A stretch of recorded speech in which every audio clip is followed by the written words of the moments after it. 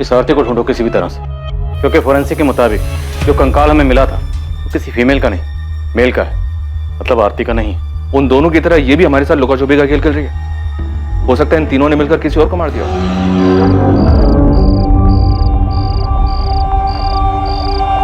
हमें ध्यान रखना होगा, किसी को बदबू नहीं आनी चाहिए। अभी हम तीनों की जिम्मेदारी है। इसके लिए हमारे चेहरे पर शिकन नहीं होनी चाहिए, एकदम नॉर्मल मुस्कुराते हुए। ठीक है आरती? और उस अनजान आदमी को मारने के बाद तीनों को लगा होगा कि फरार होने उनके पास एक आखिरी रास्ता बचा। इसके चांसेस बहुत ज्यादा हैं। मुझे लगता है हमें सबसे एक बार फिर से बात करनी चाहिए। हो सकता है किसी के जहन से कोई बात निकल गई हो। सर, ये मकान मालिक रमन हमसे कुछ छुपा रहा है। इसे पक्का कुछ पता है, हमें इससे बात करनी चाहिए। शायद इसको पता था कि तुलसी के पौधे के नीचे एक लाश छुपाई गई थी। हो सकता है इसे तुलसी के पौधे में पानी डलवाने की बड़ी चिंता थी। अरे ये तुलसी में पानी नहीं डालती क्या? देखो कितना सूख गया है। और हितेश और धर्मेश के गायब होने का फायदा उठाकर हो सकता है ये शायद अपने को जुर्म छुपा रहा। तीनों के ही ज्यादा चांसेस हैं, धर्मेश, हितेश और ये रमन। अब या तो इन तीनों में से किसी एक ने या इन तीनों ने मिलकर ये कांड किया। धर्मेश के कंसल्टेंसी वाले फ्रेंड तेजस को बुलाओ। मुझे लगता है उससे बात करके हमें कुछ सुराग जरूर मिलेगा। और धर्मेश और हितेश दोनों की फैमिली से कांटेक्ट करो। दोनों के माँ बाप को कहो कि उन्हें वापिस से यहाँ सूरत आना होगा डीएनए सैंपल्स के लिए। अगर कोई ज्यादा नाटक करें तो बता देना। कंकाल मिला है जो किसी का भी हो सकता है। जी सर। और इस रमन को भी बुला लें। बुला दो। हो सकता है सबसे बड़ा झूठा यही क्राइम सीन वाले मकान का मालिक है। हो सकता है तुलसी के पौधे के लिए इतना बड़ा जो स्ट्रक्चर बनाया उसके पीछे इसी का दिमाग। तुलसी के पौधे के ढांचे में दबे हुए कंकाल का यह अजीबोगरीब मामला अपने अंजाम तक पहुंचने से काफी दूर था। पुलिस के पास आगे कोई रास्ता नहीं था, इसलिए उन्होंने नए सिरे से तहकीकात को आगे बढ़ाने का फैसला किया।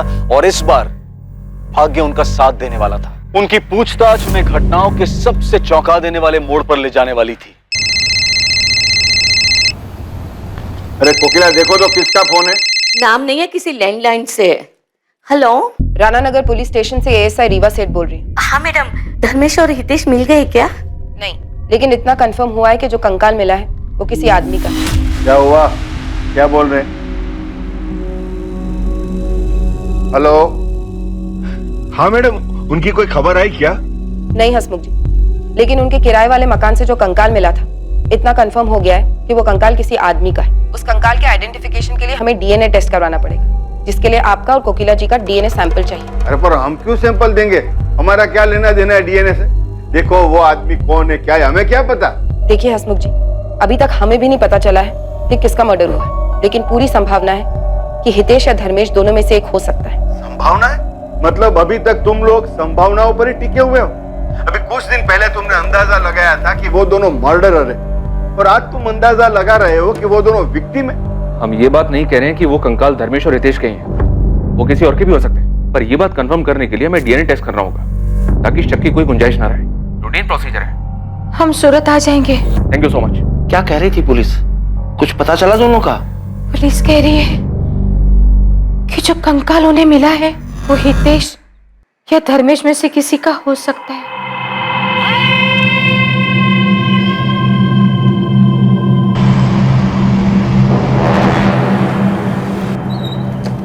धर्मेश तुम्हारा दोस्त, तो उसने कुछ तो बताया होगा। दिमाग पे थोड़ा जोर डालो। वो मुंबई में नया बिजनेस खोलने की सोच रहा था, शायद उस बारे में कुछ कहा। सर, धर्मेश ने मुझसे मुंबई जाने के बारे में कोई बात नहीं करी थी और नया बिजनेस शुरू कर रहा था। क्या हुआ? क्या सोच रहे हो?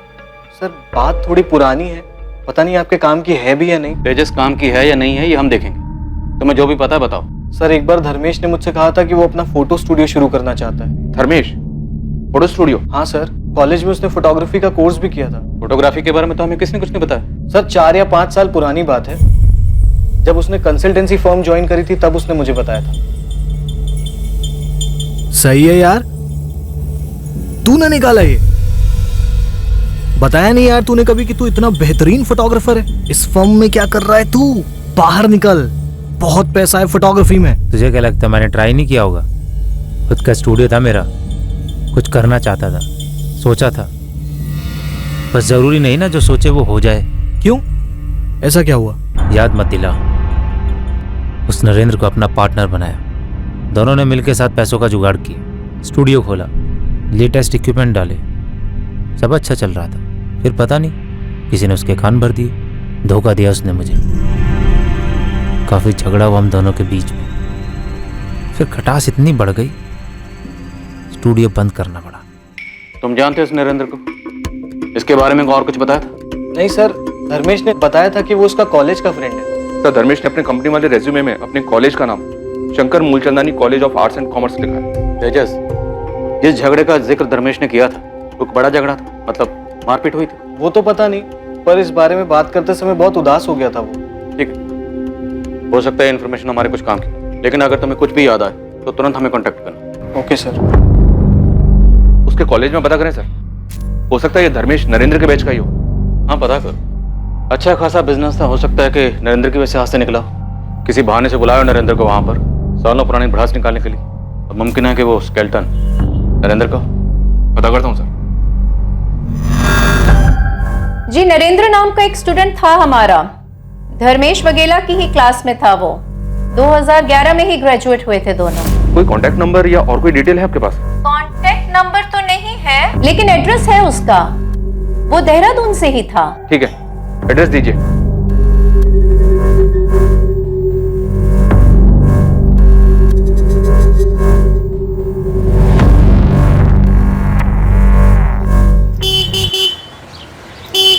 माँ, मैं निकल रहा हूँ, देर होगी मुझे तो मैं फोन करूंगा। हाँ, अरे ऐसी कौन सी जगह जा रहा है जहाँ देर हो जाएगी तुझे? अरे सुन तो। जय श्री कृष्ण दीदी, कैसी हैं आप? जय श्री कृष्णा। कहाँ लेके जा रहा है तू इसको? हाँ, अरे बताता क्यों नहीं कहाँ जा रहा है? अरे दीदी, उस जगह से आपको बहुत नफरत है। अगर आपको बताएंगे ना तो आप हमें जाने नहीं दोगे। मुझे कौन सी जगह से नफरत है? अरे जल्दी चलो मामू, नहीं तो माँ को सब याद आ जाएगा। तो अरे रुक रुक धर्मेश, अरे माँ को सब याद आ गया। पिक्चर दिखाने के लिए लेके चलो जा रहा है चलो ना? चलो, बाय माँ। समझते नहीं है दोनों। हाँ माँ, मन और आदत दोनों ही खराब कर दी थी फिल्में। हाँ, आजकल की फिल्में कुछ अच्छी बातें नहीं दिखाती है। क्या माँ, तुझे तो खुश होना चाहिए मामा भांजे की ऐसी दोस्ती देख के। माँ, पुलिस क्या कह रही है कि धर्मेश और हितेश दोनों ने एक दूसरे को? नहीं सरला, वैसा नहीं कर सकते। पुलिस ने पहले भी गलती की है ना। तुम दोनों धीरज रखो, पुलिस से बात करने दो। चलिए अंदर बुलाते हैं। जी चलो। हमने सुना वो तुलसी कह रहा तुमने बनवाया था? नहीं, आपको किसने बोला? क्यों, एक और मर्डर करने का इरादा है क्या? भावनी ने बताया, उसी भावनी ने जिसे तुम बार बार तुलसी के में पानी डालने के लिए बोलते थे। बड़ी चिंता थी तुम्हें सुख है वो तुलसी के पौधे की? नहीं, वो तो तुलसी का पौधा था तो मैंने देखा तो बोल दिया पानी डालो, वरना मेरा कोई और इरादा नहीं था।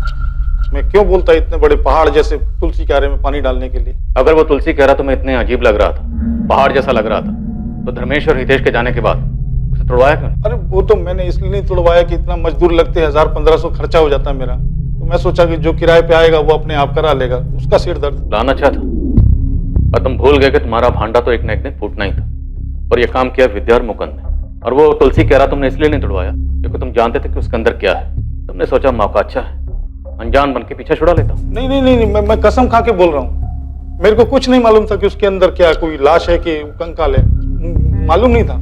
मालूम होता तो मैं क्यों तोड़वाने को बोलता, अपने पैर पे कुल्हाड़ी क्यों मारने को बोलता।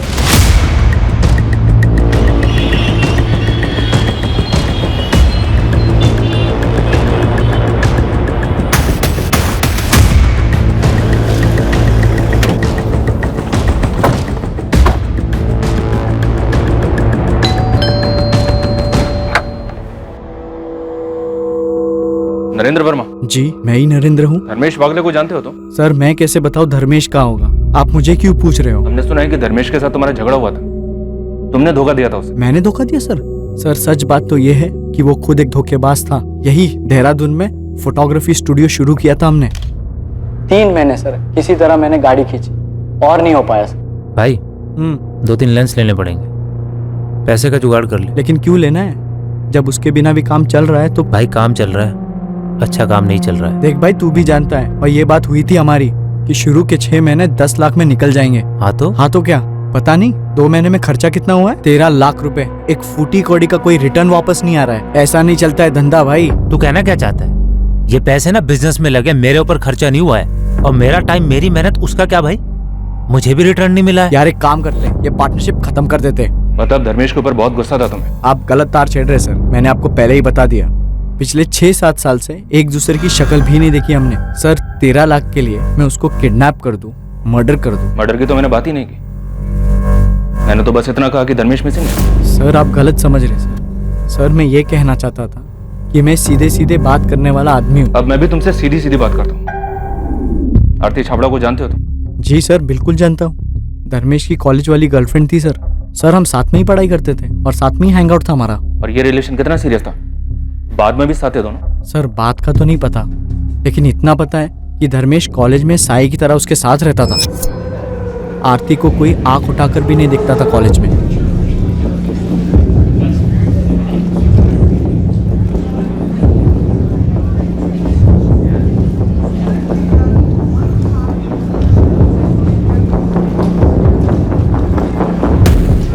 एक मिनट,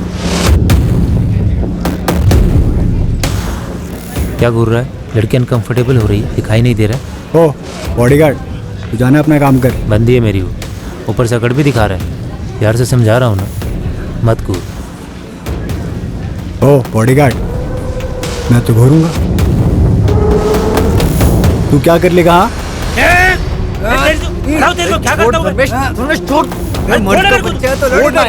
अरे छोड़ना यार। क्या तुम बता सकते हो आरती हमें कहाँ मिल सकती है? सर अब वो कहाँ होगी ये तो नहीं पता, लेकिन मैं आपको उसके घर का पता दे सकता हूँ, यही देहरादून में। एड्रेस दो उसका। जहां एक तरफ देहरादून गई पुलिस अब तक हाथ ना आने वाली आरती चावड़ा तक पहुंचने के करीब थी, वहीं दूसरी तरफ सूरत में कुछ चौंकाने वाले घटनाक्रम सामने आने वाले थे जो पुलिस के सामने सवालिया निशान की तरह खड़े होने वाले थे। क्या थी ये खबर? क्या यह खबर इस केस की दशा और दिशा दोनों बदलने वाली थी? सर, नासिक पुलिस का फोन आया था। 2 दिन पहले नासिक में मंगोल नाका के पास उन्हें एक आदमी की डेड बॉडी मिली।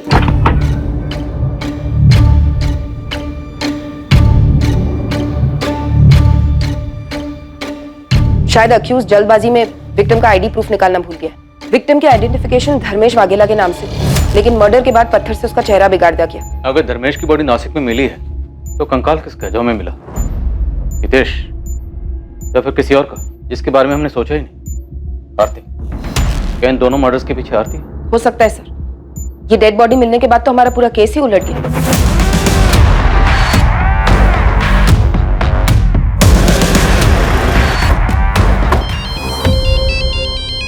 अरे वाह, बोलो। व्हाट? धर्मेश की डेड बॉडी मिली है? आरती के घर पहुंच गया हूं मैं, देखता हूं यहां से क्या मिलता है।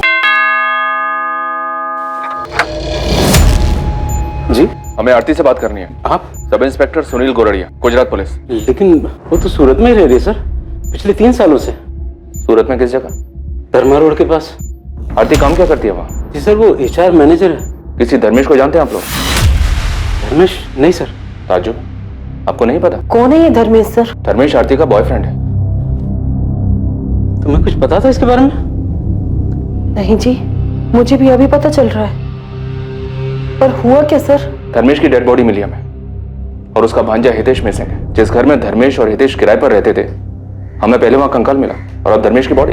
इन सबसे आरती का क्या लेना देना सर? भरत जी, आरती सूरत में ही कैसी अकेली इंसान है जिसे धर्मेश और हितेश जानते थे। मैं आरती को फोन करता हूँ सर। नहीं, आप उसे कॉल नहीं करेंगे। उसका कॉन्टैक्ट नंबर और एड्रेस हमें दीजिए, और जॉब डिटेल्स भी। तारा, इसमें आरती की ही भलाई है। अगर हमारे यहाँ से जाने के बाद आप उसे इन्फॉर्म नहीं करेंगे तो। क्या? ये क्या बोल रहे हैं आप? क्या हुआ? किसका फोन था?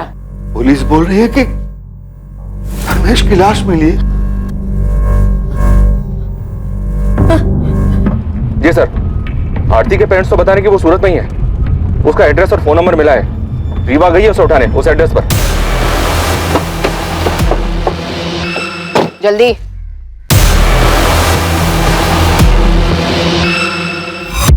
आरती, तुम्हें हितेश और धर्मेश को ढूंढने में हम अपना पहले ही बहुत वक्त बर्बाद कर चुके हैं।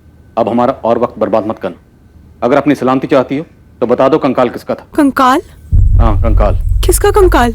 इंसानी कंकाल, जो हमें उस मकान में तुलसी कारा के नीचे मिला जहाँ धर्मेश किराए पे रहता था। वो कंकाल जिसकी खबर पूरे जमाने को है, हर न्यूज़पेपर, हर न्यूज़ चैनल में खबर है, लेकिन तुम्हें खबर नहीं है। सर मैं न्यूज़ भी नहीं देखती, मेरे घर पे तो न्यूज़पेपर भी नहीं आता है। लेकिन तुम तो उस मकान में जाती थी ना, धर्मेश की गर्लफ्रेंड थी ना तुम।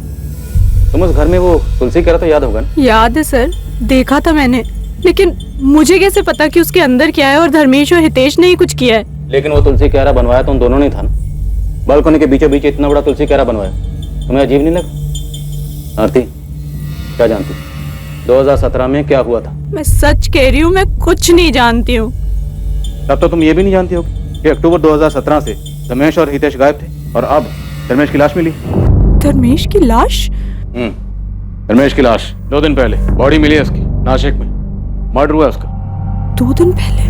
अक्टूबर 2017 से हितेश और धर्मेश कहाँ गायब थे? मेरी कुछ समझ में नहीं आ रहा है कि आप क्या बोल रहे हैं। मुझे तो ये भी नहीं पता कि धर्मेश और हितेश मिसिंग हैं। अब आप कह रहे हैं कि उसकी लाश मिली है। आखिरी बार पूछ रहा हूँ, 2017 में क्या हुआ था? तुम तीनों ने मिलकर किसे मारा था? हमने किसी को नहीं मारा सर। तुम भागी क्यों थी? अपना फोन नंबर क्यों चेंज किया? सर मैं भागी नहीं थी, मेरा फोन खो गया था इसलिए मैंने नया नंबर लिया था। सर मुझे सच में नहीं समझ आ रहा है कि आप क्या बोल रहे हैं। धर्मेश से तो अभी 10 दिन पहले मेरी बात हुई है और अब आप कह रहे हैं कि वो मिसिंग है, मर्डर। हितेश के साथ तुम्हारा क्या रिश्ता था? सर धर्मेश और मैं कॉलेज के दिनों से रिलेशनशिप में थे। वो कॉलेज के बाद यहाँ सूरत शिफ्ट हो गया था और मैं वहाँ देहरादून में ही रह गई थी। हम मिल नहीं पाते थे इसलिए मैं भी यहाँ शिफ्ट हो गई, तभी हितेश से मिली। हितेश देख कौन आया, तेरी मामी आरती। मुझे लगा ही था। अच्छा लगा तुमसे मिलकर आरती। वैसे धर्मेश ने मुझे कभी बताया नहीं, लेकिन अब समझ में आ रहा है क्यों नहीं बताया। तुम हो इतनी ब्यूटीफुल। अरे क्या कर रहा है? तेरी मामी है। मामी लोग बुड्ढी होती हैं, लेकिन ये तो मैं ना तुम्हें आरती बुलाऊंगा, ठीक है? मामी मामी नहीं। देख लो चलेगा। अब कोई तो होगा जिसके साथ मिलकर मैं धर्मेश की बैंड बजा सकूंगा। वाह बेटा, मामी क्या थी, मामा का प्यार भूल गया। धर्मेश और हितेश बिल्कुल दोस्त जैसे थे, उनको देख के कोई कह ही नहीं सकता था कि वो मामा भांजे हैं। तुम्हारा हितेश के साथ क्या रिश्ता था? सर मेरे तो फ्रेंड जैसा था। मुझे लगा तुम कहोगे कि गर्लफ्रेंड बॉयफ्रेंड। ये क्या बोल रहे हैं सर? मैं यहाँ बैठी हूँ, इसका मतलब कुछ भी बोलेंगे आप? मेरे छोटे भाई जैसा था वो। लेकिन हमने तो सुना है कि तुम अक्सर उसी के साथ दिखती थी। तो इसका ये मतलब निकालेंगे आप? जरूरी है कि लड़की जिस भी लड़के के साथ दिखे वो उसका बॉयफ्रेंड ही हो? भाई या दोस्त नहीं हो सकता? बिल्कुल हो सकता, लेकिन भाई जैसा दोस्त अगर मिसिंग हो, बॉयफ्रेंड का मर्डर हुआ और जहाँ वो दोनों रहते थे वहीं तुलसी कहरा के नीचे कंकाल मिले, तो चीजें इतनी आसान नहीं है। ये कहना मुश्किल है कि लड़की जिसके साथ घूम रही थी वो भाई था, दोस्त था, क्या था? सर मुझे सच में समझ नहीं आ रहा है कि मैं आपसे क्या बोलूं। धर्मेश ने अपना जॉब छोड़ा था कि वो अपना फोटो स्टूडियो स्टार्ट कर सके, और उसका फोटो स्टूडियो सेटअप होते ही हम शादी करने वाले थे। तुमने कहा कि 10 दिन पहले तुम्हारी धर्मेश से बात हुई थी। वो सिर्फ तुम्हारे कांटेक्ट में था, अपने घर वालों के क्यों नहीं? सर मुझे सिर्फ इतना पता है कि वो अपने फोटो स्टूडियो के लिए पार्टनर्स ढूंढने के लिए गुजरात और बॉम्बे में घूम रहा था। फिर अक्टूबर 2017 में उसने मुझे फ़ोन पर ही बताया कि उसने और हितेश ने वो घर खाली कर दिया है। फिर उसके बाद उन दोनों से मेरा कांटेक्ट टूट गया।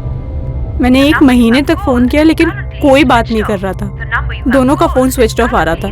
फिर 1 महीने बाद धर्मेश का लैंडलाइन नंबर से फ़ोन आया। हेलो आरती, धर्मेश बोल रहा हूँ। कैसी हो तुम? कैसी हूँ मैं? कैसे छोड़ के गए थे तुम? कहाँ चले गए थे तुम धर्मेश?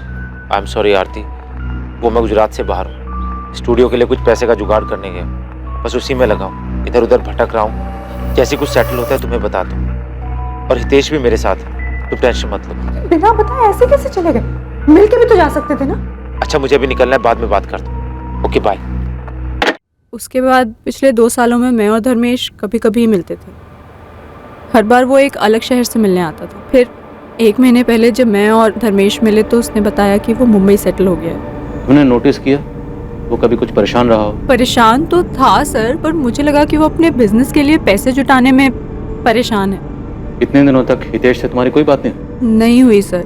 शुरुआत में 1-2 बार धर्मेश से पूछा था मैंने, पर उसने कहा कि वो अपने मेरठ वाले ट्रैवलिंग जॉब में बिजी है। तुम्हें धर्मेश ने जो बताया तुमने मान लिया? पुलिस को बेवकूफ समझती हो क्या? सर मैं किसी को बेवकूफ नहीं समझती। धर्मेश ने जो बोला मैंने यकीन कर लिया। और हितेश का नया नंबर भी नहीं था मेरे पास, और हितेश चाहता तो वो भी मुझे कांटेक्ट कर सकता था, पर ऐसा नहीं हुआ। ठीक है तुम जा सकते हो, लेकिन शहर छोड़कर कहीं मत जाना।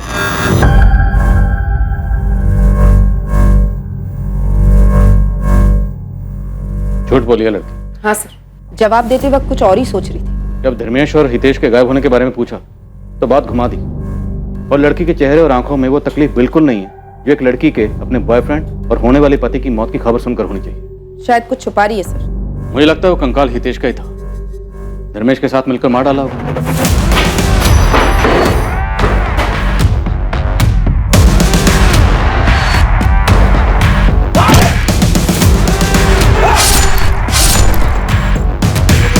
अब क्यों मारा, क्या वजह थी, ये हमें ये आरती बता सकती है। फिर हमें कंकाल मिला। आरती और धर्मेश को पता चल गया होगा कि पुलिस उनको ढूंढ रही है। बात हितेश के मर्डर की थी तो हो सकता है धर्मेश को गिल्ट फील हुआ हो। अब बर्दाश्त नहीं होता। तुम्हें नहीं आ रहा, मत आओ, तुम्हें कुछ नहीं होगा। मैं सरेंडर करने जा रहा हूं। नहीं धर्मेश, ऐसा कुछ नहीं करोगे तुम, ऐसा सोचना भी मत। पूरी जिंदगी जेल में काटनी पड़ेगी। और तुम्हें क्या लगता है ये इसे सरेंडर कर देने से तुम्हारा गिल्ट कम हो जाएगा? नहीं, ऐसे एटलीस्ट हम साथ तो रह सकते हैं ना। कुछ दिनों में ना ये मामला भी सारा ठंडा पड़ जाएगा। तुम पहले शांत हो जाओ। तुम्हें लगता है मामला ठंडा पड़ जाएगा आरती? ये कोई चोरी और 420 का केस नहीं, ये मर्डर है। मैं जा रहा हूँ सरेंडर करने, मैं जा रहा हूँ आरती। नहीं धर्मेश, लेकिन अगर धर्मेश पुलिस से कन्फेस करता तो आरती को पता था कि आरती भी जुर्म में शामिल है। सजा उसे भी होगी जो शायद आरती को मंजूर ना होगा। तो हो सकता है इसीलिए आरती ने धर्मेश को मार डाला या मरवा डाला। धर्मेश को मारना पड़ेगा, लेकिन हाँ ध्यान रहे एक्सीडेंट लगना चाहिए।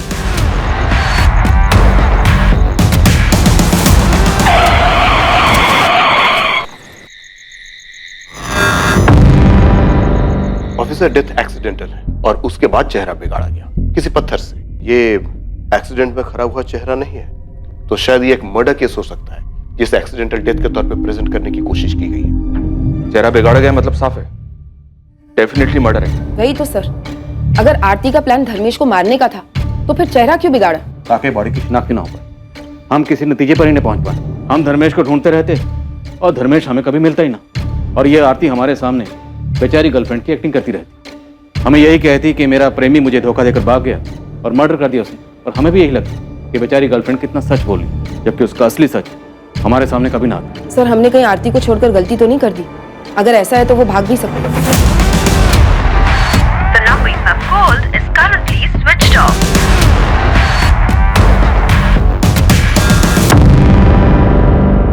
मुझे नहीं लगता आरती भागेगी।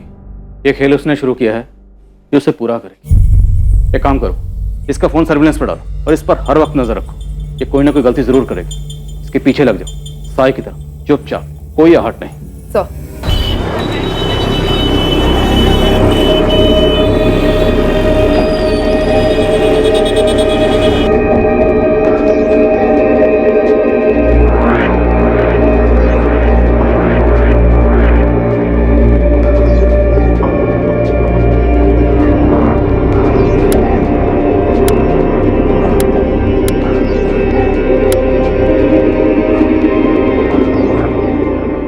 जो बॉडी नासिक पुलिस को एक्सीडेंट साइट से मिली थी, उसकी शिनाख्त के लिए धर्मेश की फैमिली को बुलाया गया। चेहरा बिगड़ा होने के बावजूद कोकिला वाघेला ने अपने बेटे धर्मेश की लाश को पहचाना। डीएनए के सैंपल्स लेने के बाद पुलिस ने धर्मेश की बॉडी को उसकी फैमिली को हैंडओवर कर दिया। उसका अंतिम संस्कार हुआ।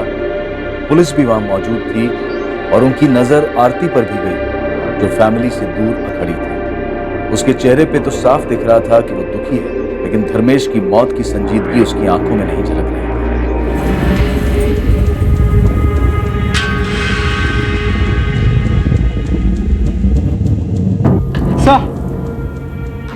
सर डीएनए रिपोर्ट आ गई।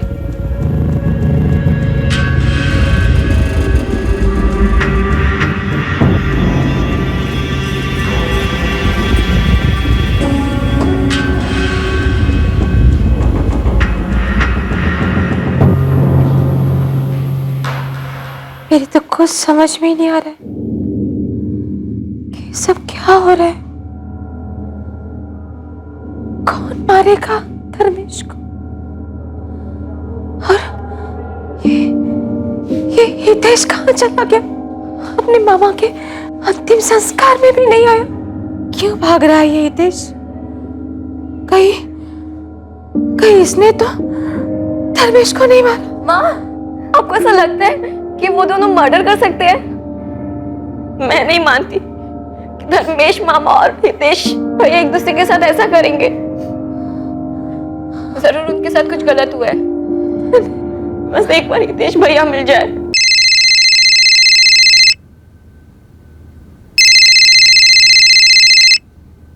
शायद पुलिस का फोन है।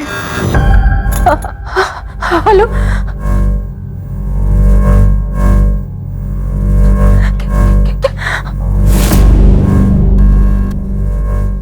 माँ, क्या हुआ माँ?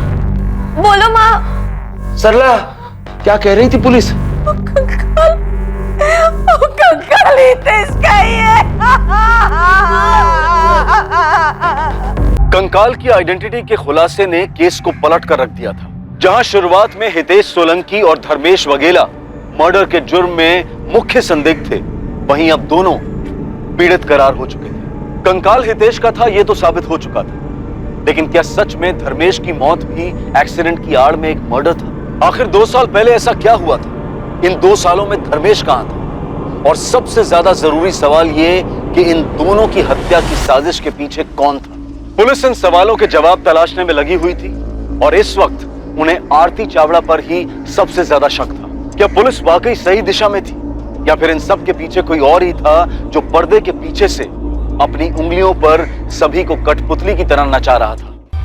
सर, आरती अपने घर से निकल चुकी है। हमारी कांस्टेबल लगी है उसके पीछे। आरती को उठा लेते हैं सर। नहीं सुनिए, ये आरती कोई बड़ा गेम खेल रही, खेलने दो उसे, लेकिन आंख नाक कान मुंह सब खुले रखो। ये आरती कोई ना कोई गलती जरूर करे।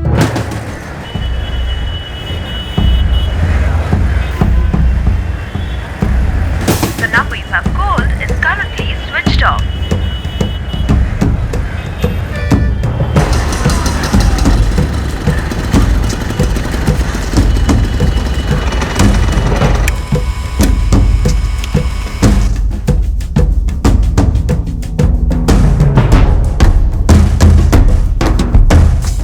આપે જે નંબર ડાયલ કર્યો છે તે પહોંચની બહાર છે।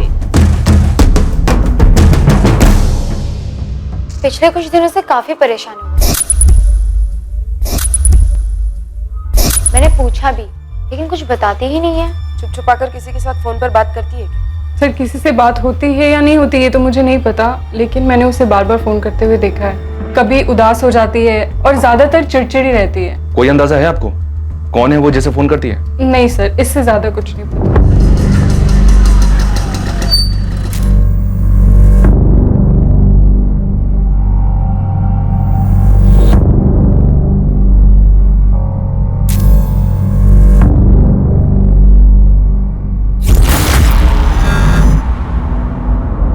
लेकिन ऐसा कैसे होने दिया तुमने?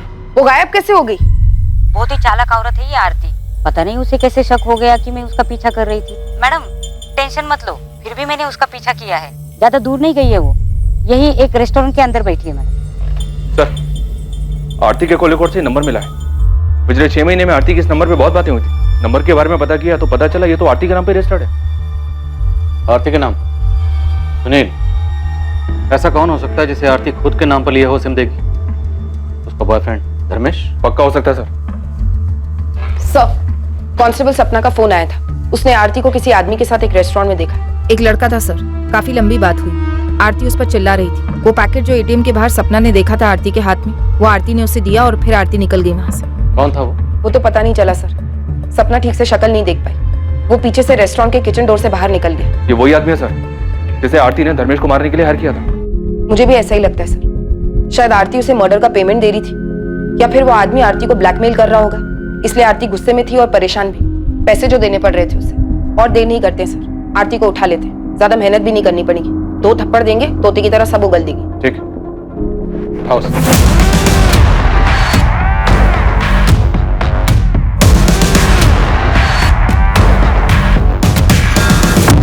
तो तुमने धर्मेश को मरवाया। जिस शख्स से मरवाया उसके मुंह में पैसे ठोसे थे, लेकिन वो तुम्हें ब्लैकमेल कर रहा है, इसलिए आजकल इतनी परेशान हो।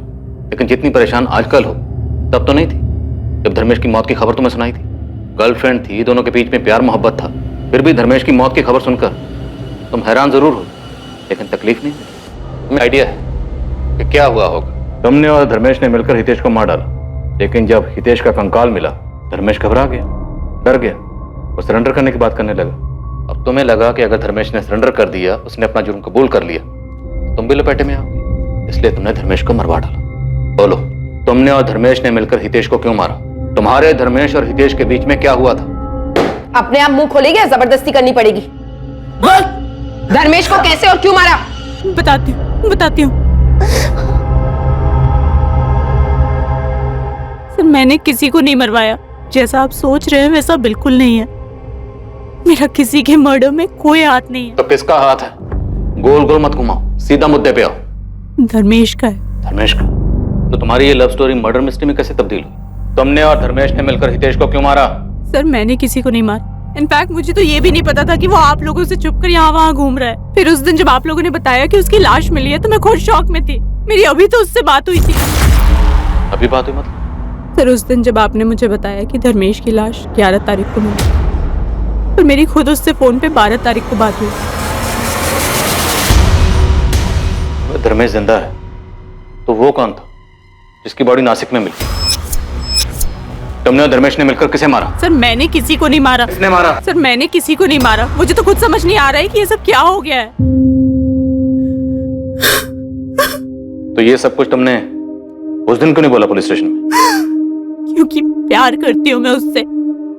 मैं खुद पूछना चाहती थी, उसके मुंह से सुनना चाहती थी कि उसने आखिर किया क्या है। उस दिन यहाँ से निकलने के बाद मैं उसका फोन ट्राई कर रही थी, लेकिन उसका फोन बंद आ रहा था। इसी बात की तसल्ली करने के लिए मैं उसके अंतिम संस्कार में भी गई। आखिर वो बॉडी है किसकी? धर्मेश की तो नहीं है। कल सडनली उसका मुझे फोन आया तो मैंने उसे मिलने के लिए कहा। पैसे लाई हो? हाँ, लाई हूँ। और हितेश कहाँ है? कुछ बोल क्यों नहीं रहे हो? कहाँ है हितेश? और वो कंकाल किसका था? कुछ तो बोलो। पुलिस मुझे परेशान कर रही है। मैंने भरोसा किया है तुम्हारा, प्यार करती हूँ तुमसे। क्या किया है तुमने? प्लीज बताओ। बहुत बड़ी गलती हो गई। कैसे बताओ? मैंने हितेश को मार दिया।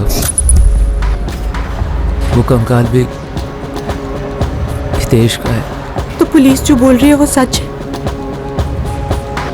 इन्हीं हाथों से मारा हितेश को, और कोई रास्ता नहीं बचा था। उसे मारने के बाद मैं बहुत डर गया था। समझ ही नहीं आ रहा था कि उसकी डेड बॉडी के साथ क्या करूं। फ्लैट से बाहर तो बिल्कुल नहीं ले जा सकता था उसको। फिर मेरी नज़र हितेश के बनाए उस बड़े से तुलसी क्यारा पर पड़ी।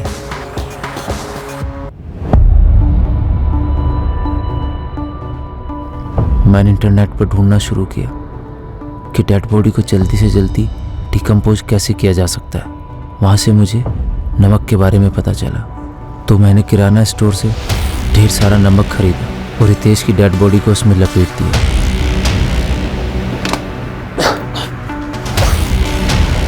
फिर मैंने हितेश की बॉडी को अपने ही हाथों से दफना दिया।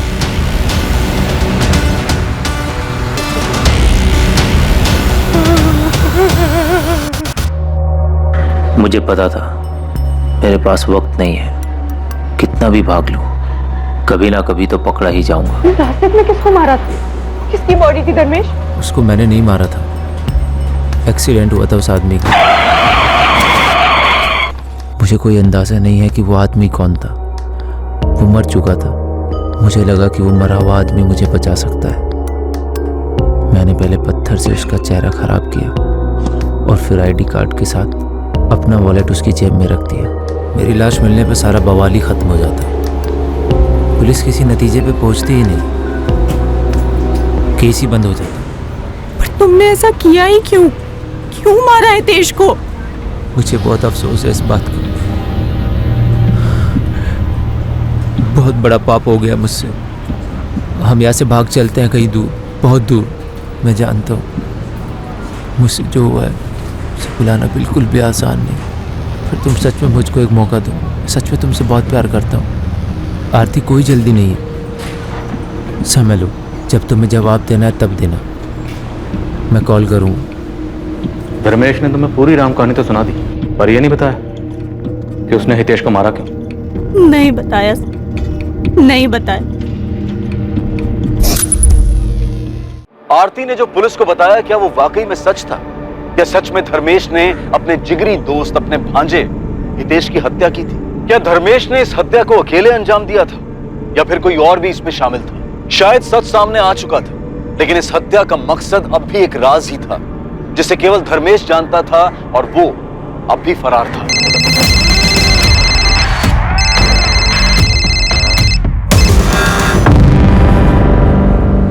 थैंक यू आरती आने के लिए। हम यहाँ से कहीं बहुत दूर चले जाएंगे। जानता हूँ कि शायद तुम भी मुझे कभी माफ़ नहीं करोगे, लेकिन मेरा यकीन करो, एक बार इस गंदगी से बाहर निकल गए ना, सब ठीक हो जाएगा। देश के बिना भी सब पहले जैसा होगा। मैं जानता हूँ कि देश कभी वापस नहीं आएगा, पर मैं वादा करता हूँ पूरी जिंदगी प्रायश्चित पे गुजार दूंगा। प्रायश्चित तो तुम्हें पूरी जिंदगी करना ही है, ज्यादा दूर नहीं, यहीं सूरत की जेल में। चले, अब चोर सिपाही का खेल बहुत हो गया। अब बस, इससे पहले कि मेरे सब्र का बांध टूटे और तेरी हड्डी पसली तोड़े, सब कुछ सच सच बोल दे। मुझे बहुत अफसोस है, मैंने अपने दोस्त जैसे भांजे हितेश को मार डाला।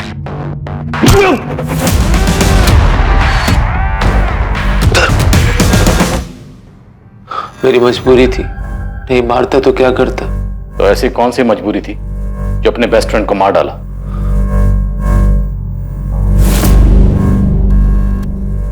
शुरू से ही हितेश आरती के साथ मजाक करने लगा था, तब मुझे कोई तकलीफ नहीं हुई।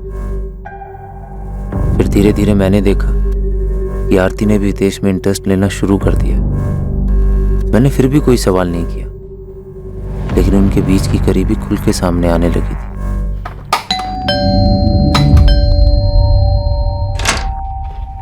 हेलो, तुम यहाँ? पता नहीं तुम यहाँ आने वाली थी। ऐसे ही चली आई, घर पे इतना बोर हो रहा था तो मैंने सोचा यहाँ आके हितेश के जोक सुन लेते। चल।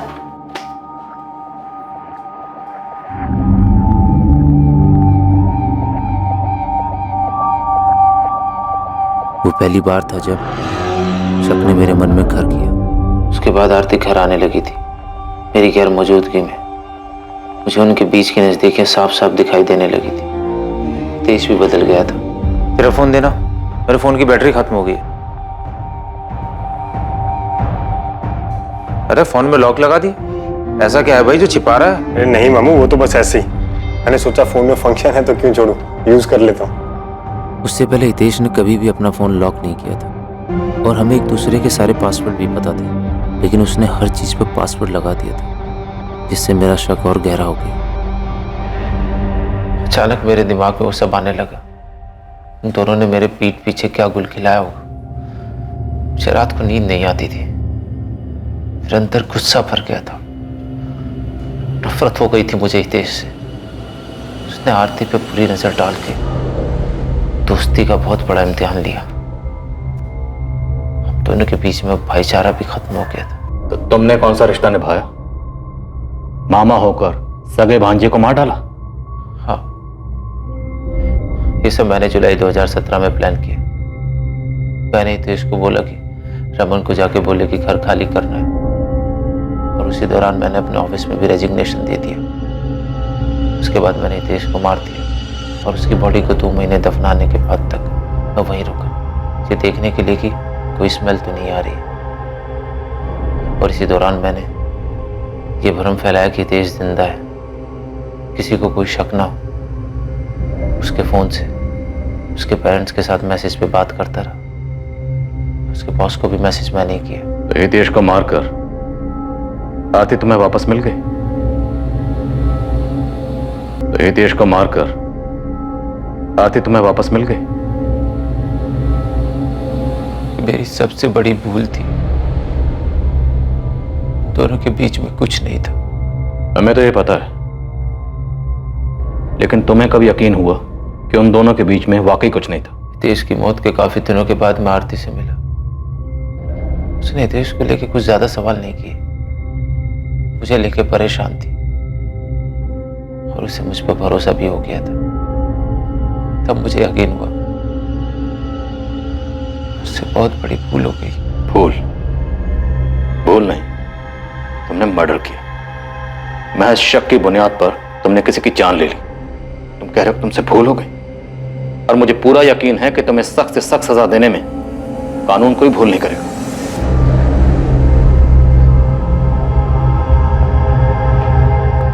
करने से पहले मुझसे तो पूछ लेते।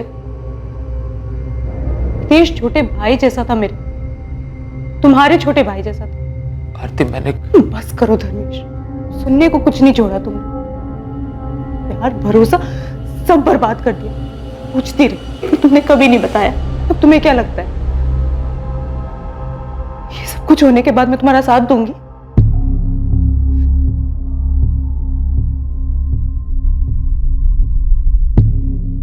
धर्मेश पर 2 केसेस के चार्जेस लगे।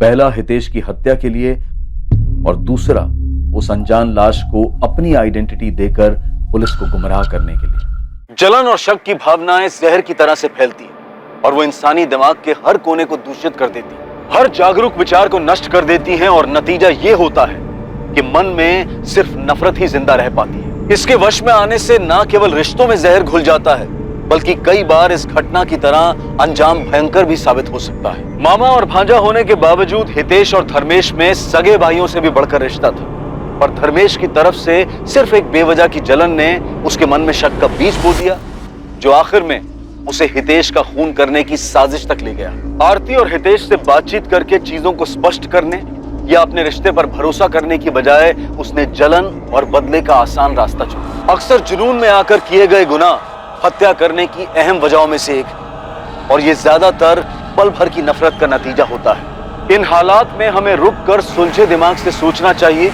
और परिस्थितियों का हल निकालने की कोशिश करनी चाहिए। हो सकता है कि सिर्फ संयम बरतने से ही आपराधिक घटनाओं की दर में काफी ज्यादा कमी आ जाए। अब मैं अनूप सोनी आपसे विदा लेता हूं, और हमेशा याद रखिए, क्राइम और आपके बीच में सिर्फ इतना फर्क है कि आप कितने सतर्क हैं। सतर्क रहें, सुरक्षित रहें। जय हिंद।